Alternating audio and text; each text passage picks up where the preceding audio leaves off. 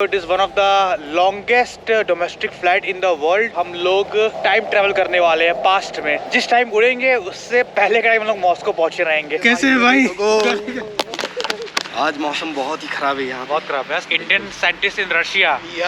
तो ये बॉलीवुड रेस्टोरेंट है. पूरा इसका थीम जो इंटीरियर पूरा बॉलीवुड की मूवीज से सजा हुआ है. मैं तो 20 साल से. अच्छा, अब रशिया में 20 साल से. 20 साल से.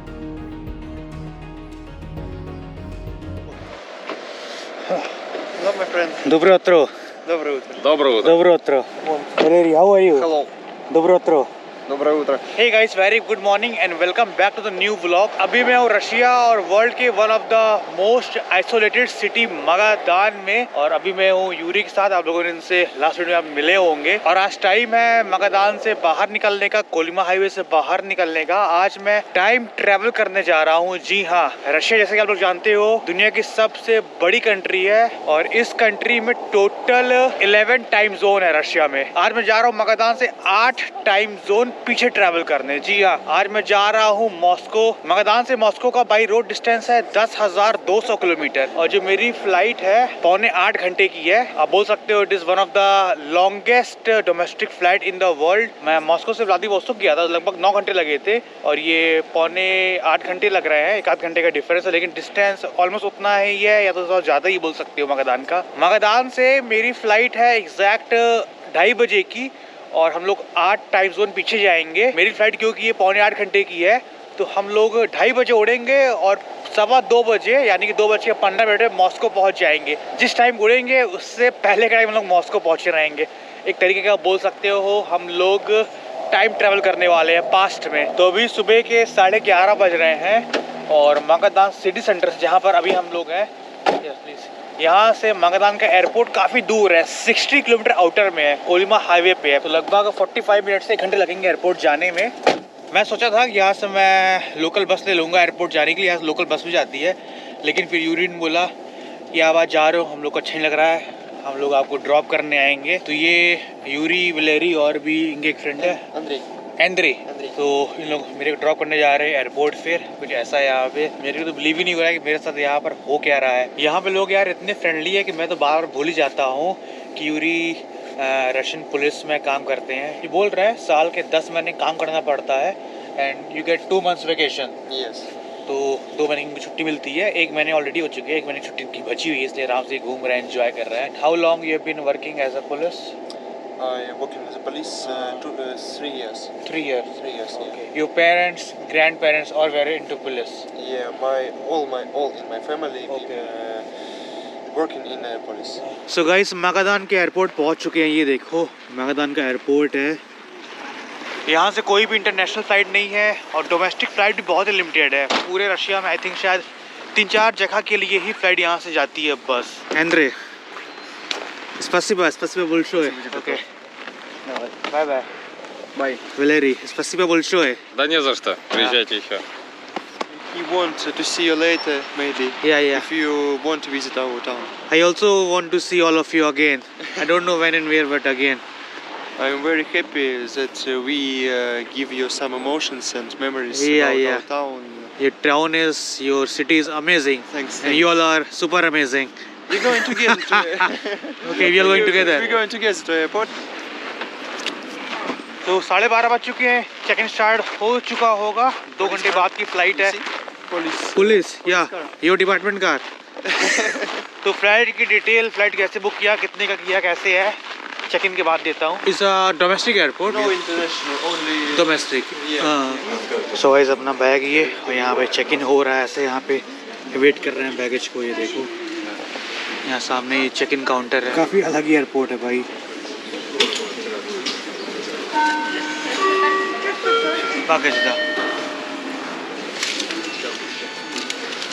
Thank you so much, Yuri. Thank you so much. Nice to meet you. Thank you. I hope that we see you later, maybe if you want to visit our town. Sure. I hope you also visit India. Okay, I think that I will be visiting India in the future. In the future, I hope you visit very soon. Because it was With Daria. very interesting for me. Yeah, with Daria. Are you good this way? Huh? He says that he want to say you good luck. Thank you, स्पसीबा। Okay, दस विदानिया, पक्का पक्का। तो пока. वही चलते हैं security के लिए।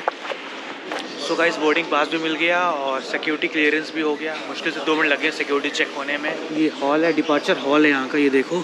आज हम लोग फ्लाई करने वाले हैं रशिया के एशियन पार्ट से रशिया के यूरोपियन पार्ट। ये जो फ्लाइट है मगादान से मॉस्को की, इसको मैंने यूजीन से बुक कराई थी उनको कैश देके, क्योंकि मैं अपने कार्ड से इसको बुक कर नहीं सकता था। तो यूजीन को मैंने कैश दे दिया, उन्होंने अपने कार्ड से मेरी फ़्लाइट बुक कर दी। एरोफ्लोट की फ़्लाइट है ये, but operated by Rossi airlines है। ये फ़्लाइट मेरे को पड़ी है 15,000 रूबल की, लगभग 18,000 रुपये।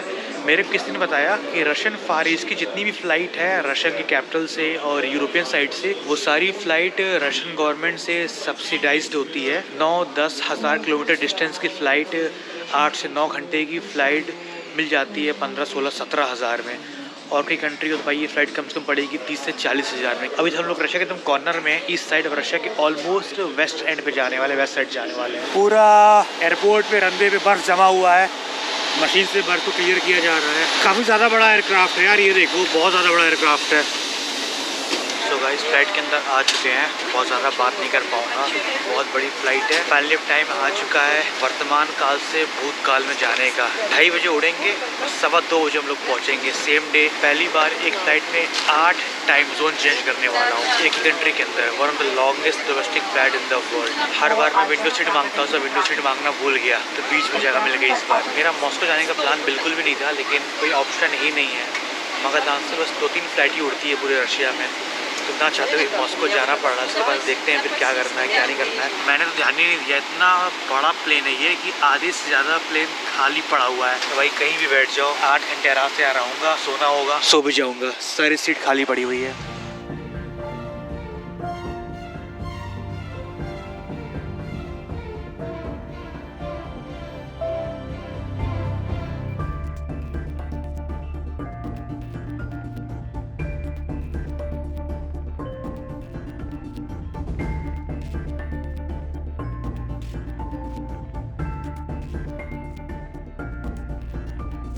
सो गाइस, आप लोगों का रशिया का कैपिटल और लार्जेस्ट सिटी मॉस्को में स्वागत है। हम लोग 7:45 घंटे की डोमेस्टिक फ्लाइट लेके मगादान से मॉस्को पहुंच चुके हैं। 2:30 बजे निकले थे मगादान से, अभी टाइम हो रहा है 2:15। जिस टाइम निकले तो उससे पहले पहुंच चुके हैं। अभी मगादान में रात के अराउंड 10:30 बज रहे होंगे, रात हो चुकी होगी, एकदम डार्क हो चुका होगा।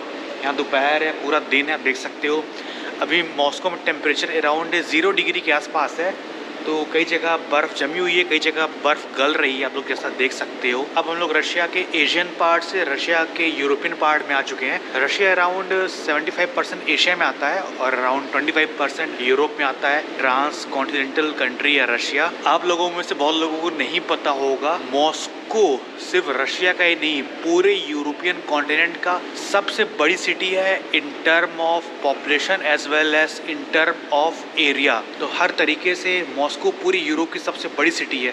कुछ लोग इस्तांबुल को ही बोलेंगे, लेकिन इस्तांबुल एशिया और यूरोप में डिवाइडेड है, बट मॉस्को कम्प्लीटली यूरोप में आता है। जैसे मैंने बताया था, मेरा मॉस्को आने का कोई भी प्लान नहीं था, मेरे को मजबूरी में यहाँ आना पड़ा है क्योंकि कोई ऑप्शन ही नहीं था मगादान से बाहर निकलने का।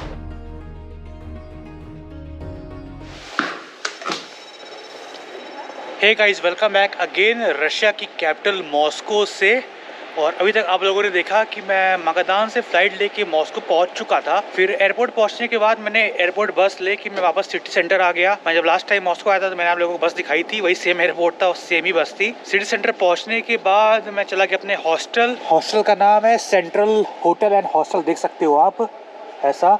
और इसके जस्ट अपोजिट ये है बुडापेस्ट होटल। तो अगला दिन हो चुका है, अभी दोपहर के अराउंड 1 बज रहे हैं। मैं जस्ट अभी अपने हॉस्टल के बाहर निकला हूँ और स्नोफॉल हो रहा है, सब जगह स्नो भरा हुआ गिरा हुआ है, आप देख सकते हो। रोड वगैरह पूरी स्नो से फुल हो चुकी है। कल जब मैं सिटी सेंटर पहुंचा था तब तो स्नोफॉल बहुत ही ज़्यादा हो रहा था, आज तो फिर भी थोड़ा कम हो रहा है, लेकिन हो रहा है। ठंड उतनी नहीं है, टेम्परेचर 0 डिग्री के आसपास ही है। तो मैंने जैकेट के अंदर ऑलमोस्ट सारी लेयर उतार दी है। अभी तक मैं 4-4, 5-5, 6-6 लेयर पहना था। अब इसके अंदर जैकेट के अंदर सिर्फ 1 लेयर पहना हूँ। रशिया में इनका जो यूक्रेन से इशू चल रहा है, इसके पहले और बाद में डिफरेंस ये हो चुका है, पहले यहाँ पर एकोमोडेशन थोड़े महंगे थे और खाना पीना सस्ता था, अब उल्टा हो चुका है। हॉस्टल होटल काफ़ी सस्ते हो चुके हैं क्योंकि टूरिस्ट यहाँ आ नहीं रहे हैं।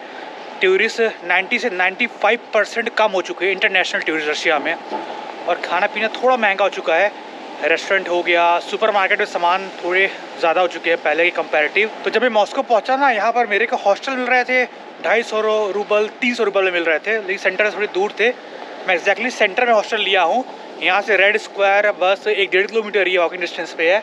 ये हॉस्टल मेरे को पड़ा है 600 रूबल का, लगभग 700 रुपये पर नाइट में। वापस जाऊँगा दिखाऊँगा। अभी मैं अपने एक फ्रेंड का वेट कर रहा हूँ, वो आ रहे मेरे को रिसीव करने। तो देखो मॉस्को का ये बहुत ही खूबसूरत शहर। अरे ओ भाई, ओ अरे कैसे है भाई,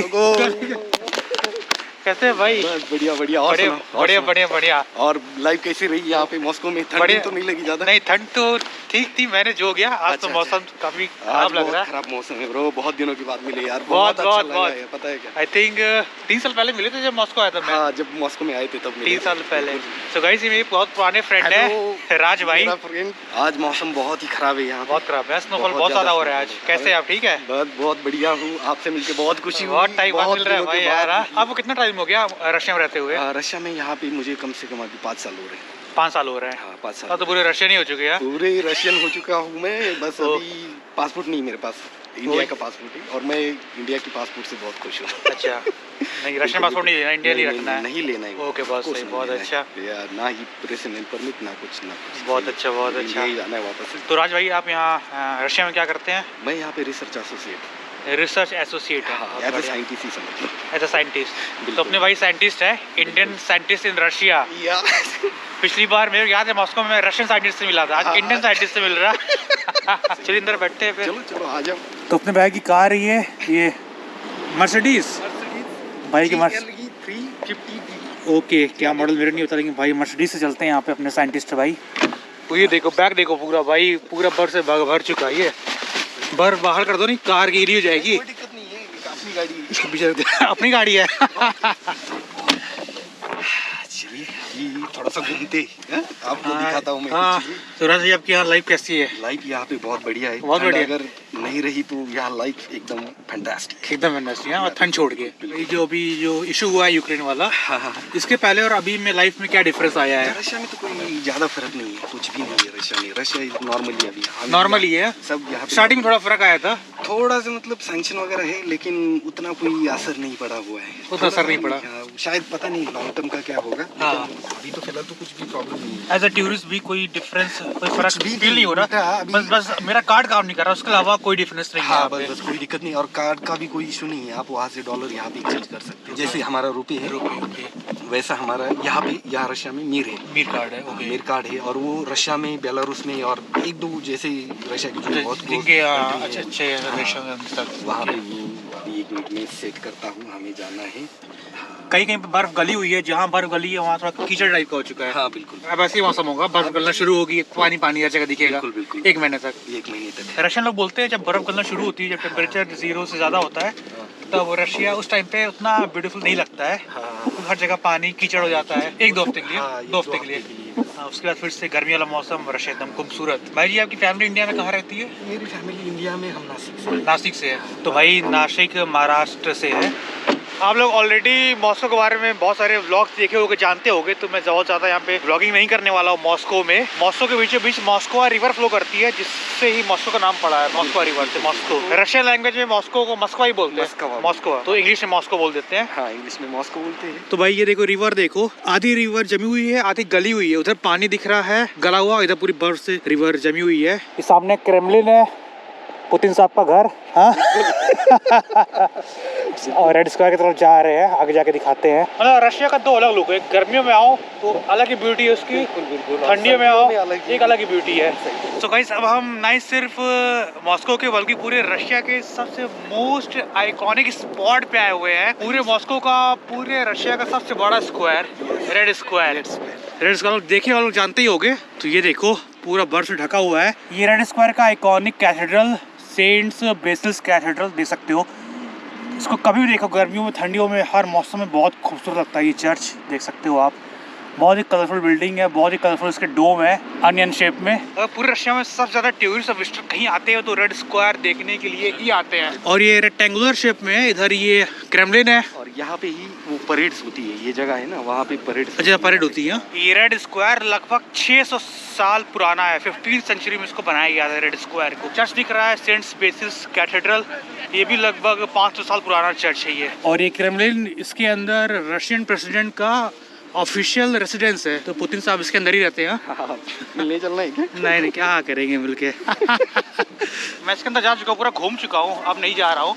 क्रेमलिन के अंदर काफ़ी सारे पैलेसेस है, कैथेड्रल है, म्यूजियम है, और सोवियत यूनियन के फाउंडर या सोवियत यूनियन के फर्स्ट लीडर व्लादिमीर लेनिन की बॉडी अंदर ही रखी हुई है।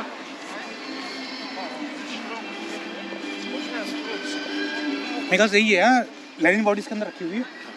ओके,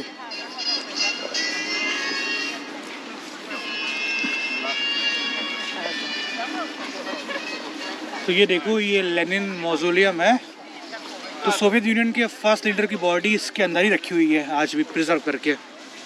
ये देखो रेड स्क्वायर को और ये क्रेमलिन को पूरी रशिया का मोस्ट सिक्योर जोन बोला जाता है। बिल्कुल बिल्कुल। हाँ, हाई सिक्योरिटी है। हाई सिक्योरिटी, पूरी रशिया का सबसे सिक्योर जगह कोई है तो क्रेमलिन को ही बोला जाता है। ऑब्वियसली बात है, इसके ऊपर से फ्लाइट भी अलाउड नहीं है, कुछ अलाउड नहीं है, कुछ भी नहीं। ड्रोन भी यहाँ उड़ा नहीं सकते। ड्रोन भी नहीं।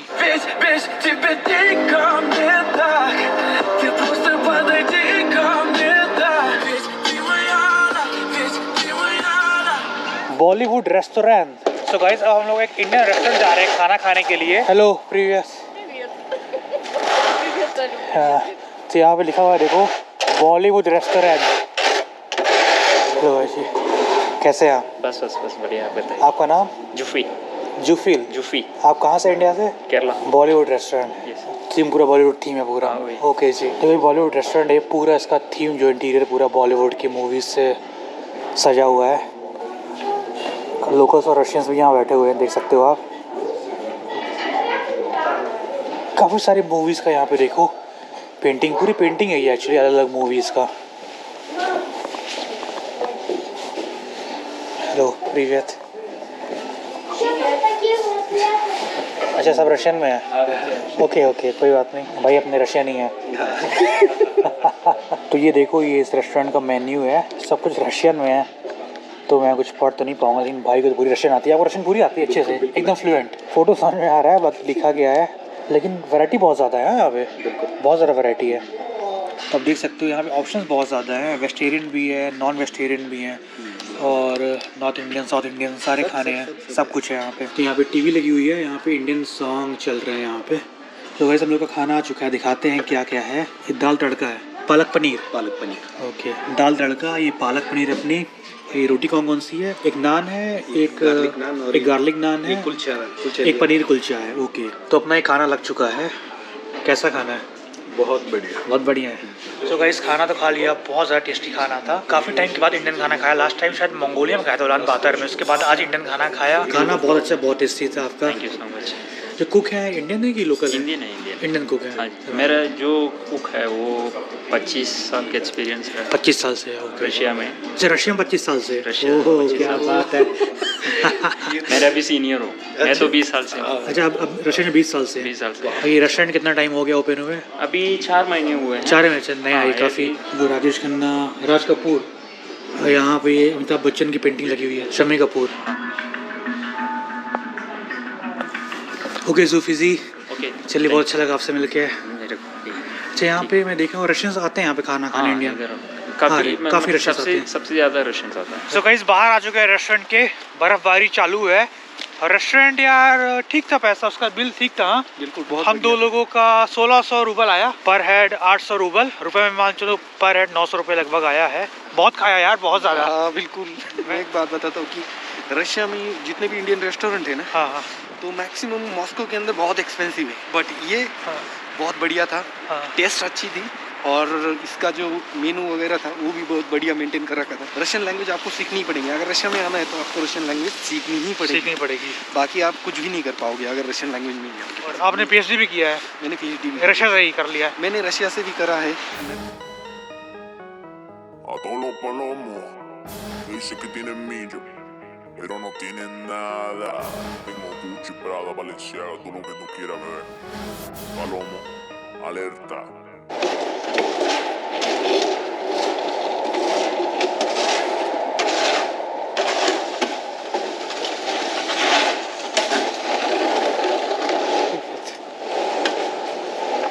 सो गाइस शाम के 6:30 बज चुके हैं। वापस अपने हॉस्टल आ चुका हूँ। आप लोगों को बहुत ही शॉर्ट अपना हॉस्टल दिखा देता हूँ। काफी ज्यादा बड़ा हॉस्टल है एक्चुअली। ये हॉस्टल प्लस होटल दोनों कॉम्बाइंड है। इसमें इकलौता मैं ही यहाँ पे फॉरनर हूँ, बाकी जितने लोग यहाँ पे सब रशियन हैं, लोकल रशिया के ही हैं। और काफ़ी ज़्यादा बड़ा किचन है, देख सकते हो यहाँ पे। तो ये वीडियो फिर यहीं ख़त्म करते हैं। और हाँ, पता नहीं है मैं रशिया में आगे ट्रैवल करने वाला हूँ कि नहीं। अभी मेरा रशिया वीज़ा वैलिड है, अभी बचा हुआ है, लेकिन मेरा रशिया घूमने का उतना मन नहीं कर रहा है। मेरा 2-3 प्लान था रशिया में भी और घूमने का। इस ट्रिप के बाद मैं इंडिया वापस आ गया और अपनी 15 कंट्री की वेस्ट अफ्रीकन ट्रिप की बाकी बची हुई वीडियोस को अब मैं आगे कंटिन्यू करूंगा। मेरी वेस्ट अफ्रीकन ट्रिप की 15 में से 11 कंट्रीज की वीडियोस में ऑलरेडी डाल चुका हूँ घाना तक। घाना के बाद आगे मैंने 4 कंट्री और ट्रैवल किया था, उसके वीडियो अब आगे आएंगे।